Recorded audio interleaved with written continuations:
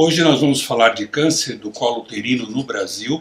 Nós temos aqui a professora Neila Maria de Góes Speck, que é professora adjunta do Departamento de Ginecologia da Escola Paulista de Medicina, da Unifesp, e presidente da CNE de Trato Genital Inferior da Febrasgo. E temos aqui o professor Jesus Paula Carvalho, que é professor associado da Faculdade de Medicina da USP e é presidente da CNE de Ginecologia Oncológica da Febrasgo. Então, começando, nós vamos mostrar a situação do câncer do colo do útero no Brasil nos dias de hoje. Hoje, o câncer do colo acomete em torno de 16 mil mulheres todos os anos no Brasil. Cerca de 8% de todas as neoplasias malignas da mulher estão no colo do útero. Resulta em aproximadamente uma morte a cada 90 minutos, ou seja, 5 mil mortes por ano, o que é um número bastante considerável. Quando nós analisamos a mortalidade por câncer do colo do útero por 100 mil mulheres, que é um dos indicadores que a gente costuma utilizar, a gente percebe que ela se distribui de forma bastante heterogênea nas diferentes regiões do Brasil. Por exemplo, na região sul, morrem 15 mulheres a cada 100 mil. No sudeste, 11. No nordeste, 19. No centro-oeste, 20. E na região norte, 23. Vejam só, a mortalidade por câncer do colo na região norte é mais do que o dobro da mortalidade na região sudeste. Isso se deve a vários fatores, entre eles os problemas de rastreamento dessa doença. Quem são essas mulheres? São mulheres jovens, que a média de idade é em torno de 49 anos, mulheres com baixa escolaridade, e metade dessas mulheres são casadas e têm uma relação estável. Quando a gente vê como que essa doença se manifesta, esse aqui é um levantamento da nossa instituição, os principais sintomas são o sangramento vaginal, o corrimento vaginal, a dor e, por fim, o emagrecimento. Vejam só, as mulheres elas nos procuram quando tem sangramento, que no geral é um sinal da doença já bastante avançada. A mortalidade por câncer do colo do útero na nossa instituição é de 54%, a sobrevida é de 54% em 5 anos, ou seja, uma mortalidade de 46%. Isso numa instituição que tem todos os recursos para fazer tratamento com os recursos mais avançados. Quando nós vamos ver isso para outras regiões, esses números caem de forma muito expressiva. Então, é uma doença que, na melhor das hipóteses, metade dessas mulheres estarão vivas passados 5 anos. Isso é uma tragédia. Isso se deve a muitos problemas, entre eles o problema do rastreamento. A forma que nós teríamos de mudar esse cenário seria ter um rastreamento eficiente do câncer do colo no Brasil. Ou seja, fazer diagnóstico quando a doença é subclínica, quando não tem sintomas ou quando ela é muito precoce, onde a chance de curar essa mulher se torna muito mais efetiva. Como é que é feito o rastreamento atualmente no Brasil? Segundo as recomendações do SUS, o Sistema Único de Saúde, uma mulher deve fazer uma citologia a cada 3 anos, depois de 2 exames consecutivos normais anuais. Ou seja, faz um exame, repete no ano seguinte, se tiver tudo normal, a partir desse momento pode se repetir a cada 3 anos. Essa é a recomendação. Se fizéssemos isso, em qual população seria a nossa população-alvo? Mulheres de 25 a 64 anos, essa também é a recomendação do Ministério da Saúde. Pois bem, Então, se nós aplicarmos na população brasileira qual é o volume de mulheres entre 25 e 64 anos, nós vamos ver que tem aproximadamente 55 milhões de mulheres nessa faixa etária. Um quarto dessas mulheres tem cobertura de convênios da medicina suplementar. Então, vamos retirar dessas 50 e poucos milhões, essas que têm direito a convênios, ainda sobrariam cerca de 41 milhões de mulheres que precisam do SUS para fazer rastreamento. Bom, quanto que o SUS é capaz de fazer em termos de Papa Nicolau, em termos de citologia? Estima-se que entre 9 e 11 milhões de citologias por ano. Se nós temos 41 milhões de mulheres que precisam do Papa Nicolau e o SUS consegue fazer de 9 a 11, vai dar, aqui fazendo as contas, em torno de 30 milhões, mais ou menos, de mulheres estariam cobertas se fizessem os exames a cada 3 anos, depois de 2 exames negativos, e se todas as mulheres fizessem exatamente como é recomendado pelo SUS. Acontece que as coisas não caminham dessa forma. Quando a gente vai ver, as mulheres que fazem exame de Papa Nicolau, elas fazem, em geral, anualmente. Metade delas fazem anualmente, apesar da recomendação ser de que, em tendo 2 exames normais, pode-se fazer a cada 3 anos. Se tem mulheres fazendo exames a mais, consequentemente, vai retirar exames de outras, e elas então vai ter uma população que vai estar fazendo a menos. Somente 10% das mulheres fazem a coleta trianualmente. E tem mais, 20% dos exames são realizados em mulheres com menos de 20 anos, aquelas que, pelas recomendações do Ministério, não deveriam nem estar fazendo o exame, não chegou na idade de fazer ainda. Então, retiramos dos 33 milhões de Papa Nicolau os 20% de mulheres que estão abaixo dos 25 anos.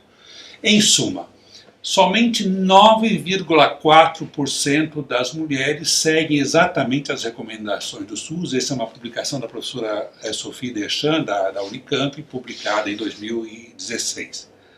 Bem, então a consequência disso é que, apesar de nós termos, teoricamente, uma cobertura para fazer 33 milhões de Papa Nicolau a cada 3 anos e, portanto, cobrir uma população de 70% a 85% da população-alvo, a cobertura real nós não sabemos.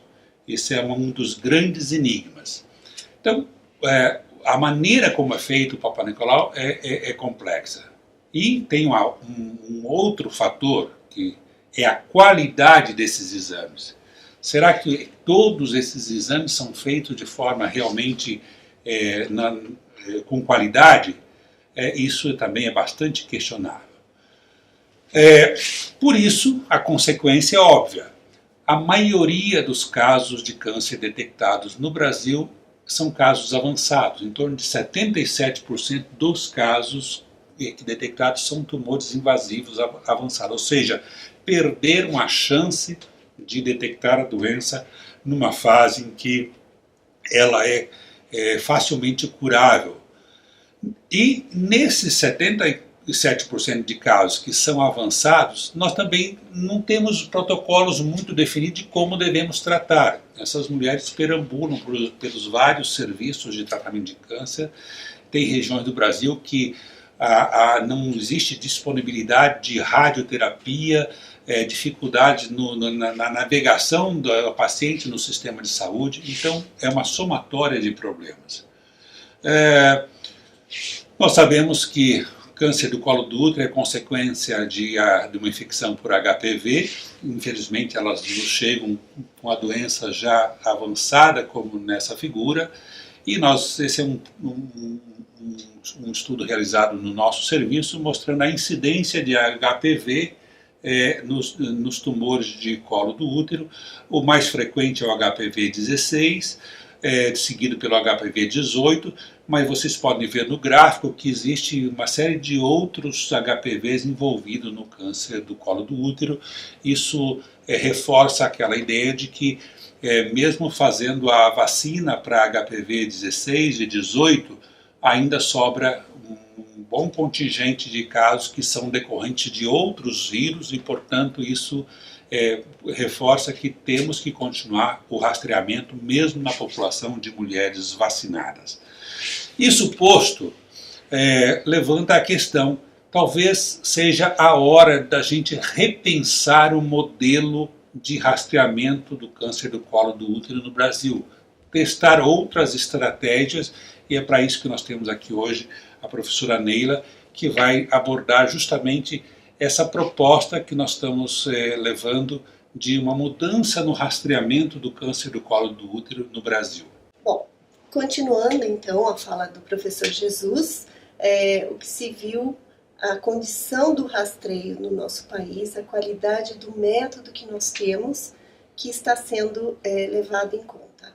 A partir daí, essas novas recomendações do rastreio do câncer de colo do útero, nós vamos apresentar aqui, justificando cada passo. Então já sabe-se que as doenças em geral, não só o câncer do colo uterino, tem 3 formas de prevenção. A prevenção primária, a secundária e a terciária.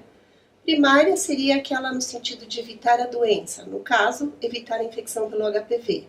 A secundária, o diagnóstico precoce, em relação à infecção pelo HPV, citologia, teste de DNA e a partir daí colposcopia e biópsia. E a terciária, o tratamento das lesões precursoras. O rastreamento, na verdade, vai estar falando da prevenção secundária com diagnóstico precoce através dos métodos de rastreamento. A biologia molecular, os testes de DNA, identifica o agente, o DNA, mesmo antes que ele provoque a doença em si, mesmo antes de provocar alterações das células do trato genital, e identifica a infecção latente do HPV. Já a citologia oncótica, tanto na sua forma convencional quanto na forma coletada em meio líquido, vai já identificar as alterações morfológicas induzidas pelo HPV, que já é uma infecção subclínica e, teoricamente, a gente já, a partir daí, tendo uma alteração, precisa lançar mão de métodos subsidiários para o diagnóstico do grau daquela lesão. A citologia, porém, ela tem a sua limitação em relação à sensibilidade. Vários trabalhos têm mostrado que a sensibilidade varia de 60%, podendo chegar a 80% no diagnóstico das lesões de alto grau do colo uterino, uma sensibilidade média de 53%. Quando se associa o teste do DNA, essa sensibilidade aumenta, chegando a 96%. Ou seja, o teste do DNA ele vai melhorar e muito a sensibilidade no diagnóstico das lesões precursoras do câncer de colo uterino. Esses trabalhos mostram levantamento de casos, de mais de 1.000 casos de câncer de colo uterino, cada qual deles cerca de 1.000 casos, mostrando que a principal causa de mulheres que tiveram câncer de colo foi, obviamente, a falta do exame de rastreamento. Mas preocupante é o achado de que essas mulheres foram submetidas ao exame de rastreamento, foram submetidas à citologia, mas elas falharam no diagnóstico. 32% nesse primeiro estudo, 24% nesse segundo estudo. Então, é uma cifra bastante elevada, onde a citologia está sendo questionada a sua qualidade em termos de diagnóstico do câncer de colo uterino.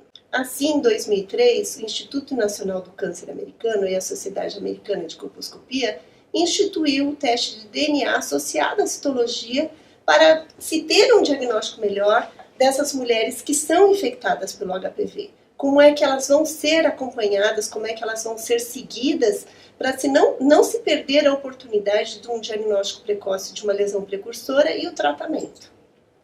Então, o que se sabe a respeito do teste de DNA HPV é que ele apresenta um alto valor preditivo negativo. O que significa isso? Quando ele é negativo, ele assegura a ausência de doença. Dificilmente a mulher vai ter um câncer de colo em que ela não tem o HPV presente, ou seja, não existe.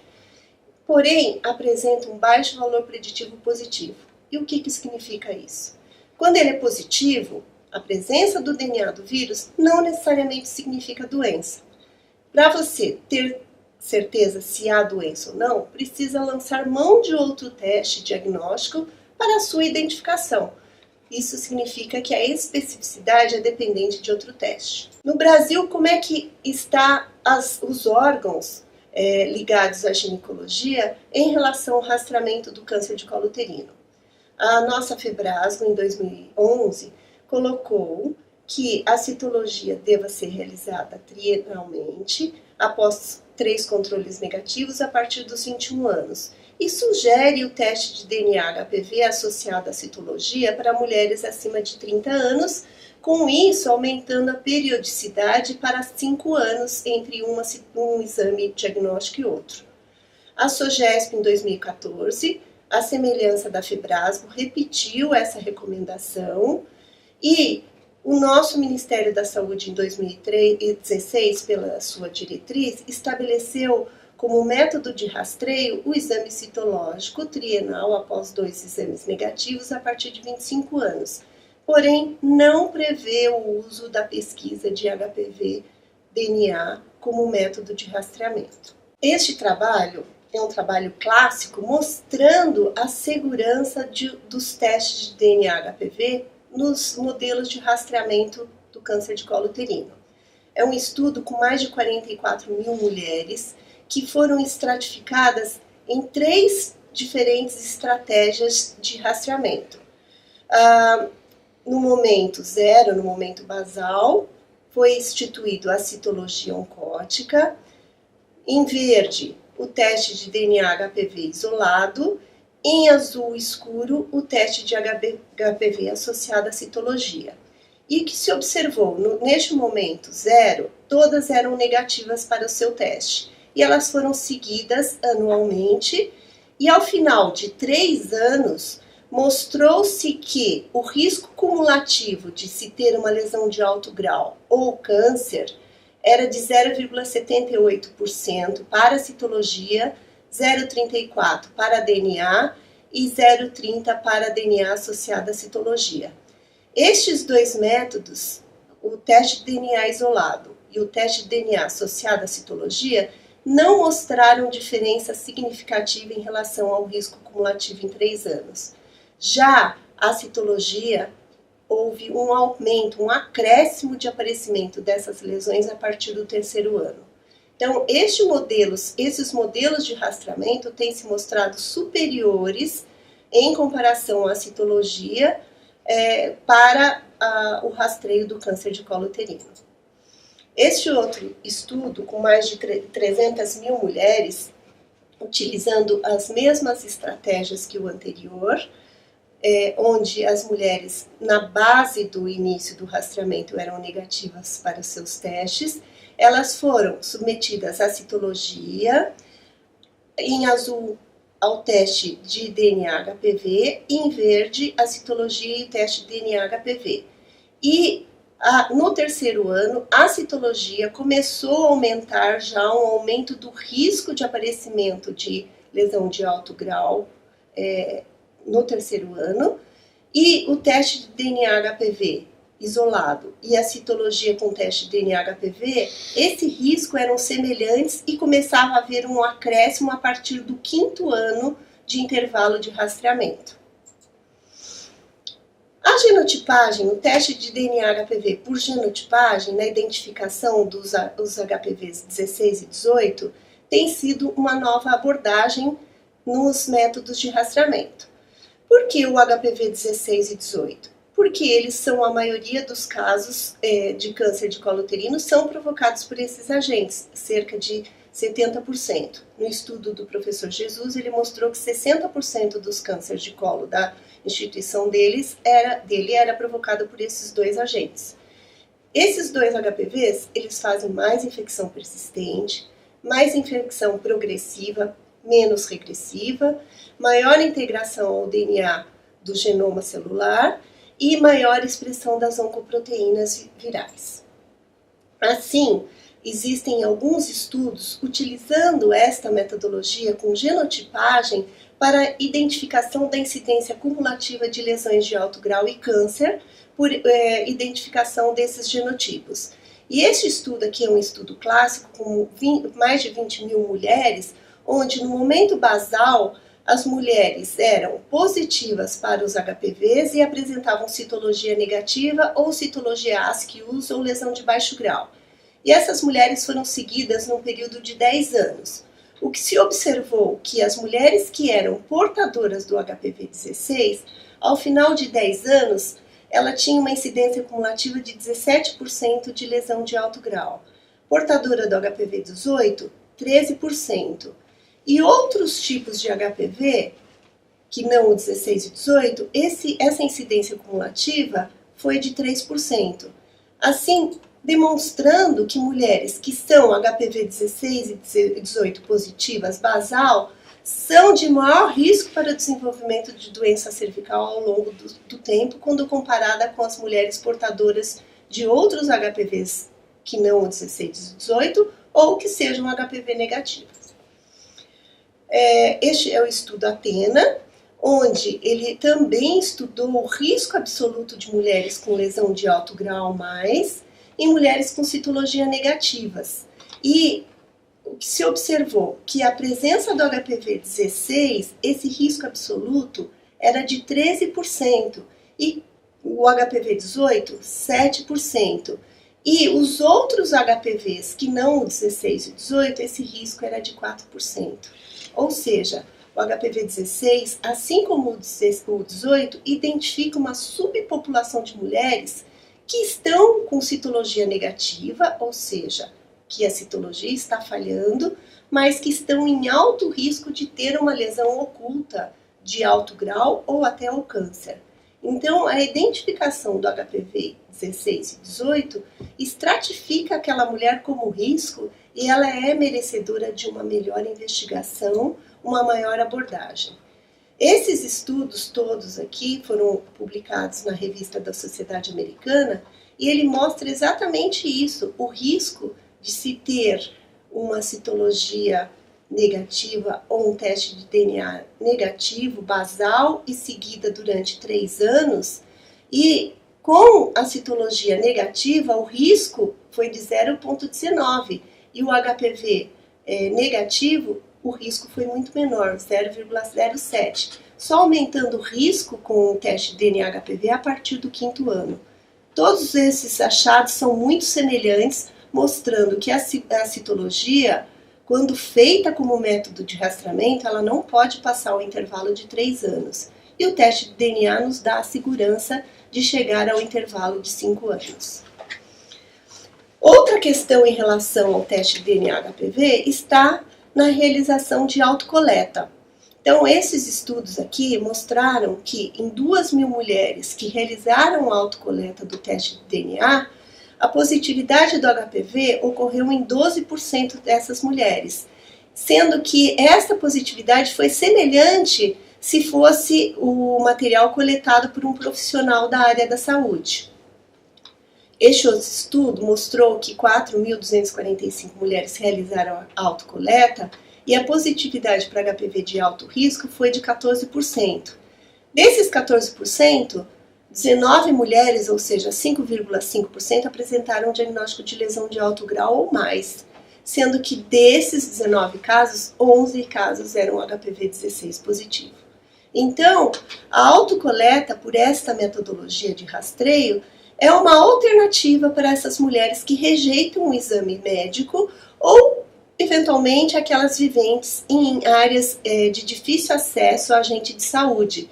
Então, poderia ser realizada a autocoleta numa ação onde o teste seria disponibilizado para as mulheres, depois esse material seria dirigido a um grande centro e a partir daí faria a interpretação se é HPV positivo ou não, e, sendo HPV positivo, lançar mão de um outro método para diagnóstico se essa mulher é portadora de uma lesão de gravidade no colo do útero. Assim, em 2014, o FDA aprovou o teste DNA-HPV como um método primário de rastreamento do câncer de colo uterino, justificando que a citologia, ela adiciona alguma coisa, como um rastreio, um método de rastreio, isoladamente ou associado ao teste do HPV. Então, o que os trabalhos têm mostrado é que a citologia ela acrescenta muito pouco, que todos os benefícios do exame de coteste, que é a citologia com teste de DNA, é devido à inclusão do teste de DNA de HPV de alto risco. A citologia adiciona muito pouco para o rastreio inicial. Que a citologia, ela apresenta um custo. Então, aquelas mulheres que não têm HPV, elas não vão ter câncer. E submeter essas mulheres à citologia com intervalo trianual representa um custo para o sistema de saúde. Então, que a citologia ela é trabalhosa. Além do trabalho de realizar a citologia, a coleta da citologia, a fixação, a coloração e a leitura, tudo isso representa um custo bastante alto e que pode onerar o sistema de saúde. E com isso a citologia ela vai simplificar bastante os métodos de rastreio. Então, por essa aprovação do FDA, como é que está estabelecido a recomendação? Então, faz-se o teste de DNA-HPV primário como rastreamento. Se na genotipagem for positivo para o HPV 16 e 18, essa mulher ela nem faz a citologia, ela é imediatamente encaminhada para uma colposcopia com uma boa abordagem e avaliação do canal endocervical, pois nesse estudo Athena, as mulheres que eram HPV positivo e que tinham citologia negativa, a maioria delas estava com lesão oculta no canal endocervical. Então, essa mulher é de alto risco para uma lesão de alto grau e ela deve ser imediatamente encaminhada para a colposcopia. Naquelas que são positivas para os outros tipos de HPV, os outros 12 tipos de HPV de alto risco, que não 16 e 18, aí sim faz-se a citologia reflexa. Como esse material é colhido em meio líquido, o material já está lá disponível para se realizar a citologia. Faz-se a citologia. Se a citologia estiver normal, ela vai repetir essa mesma abordagem de rastreamento em 12 meses. Se a citologia apresentar qualquer alteração, ascos, baixo grau, alto grau, ela é imediatamente encaminhada para a colposcopia.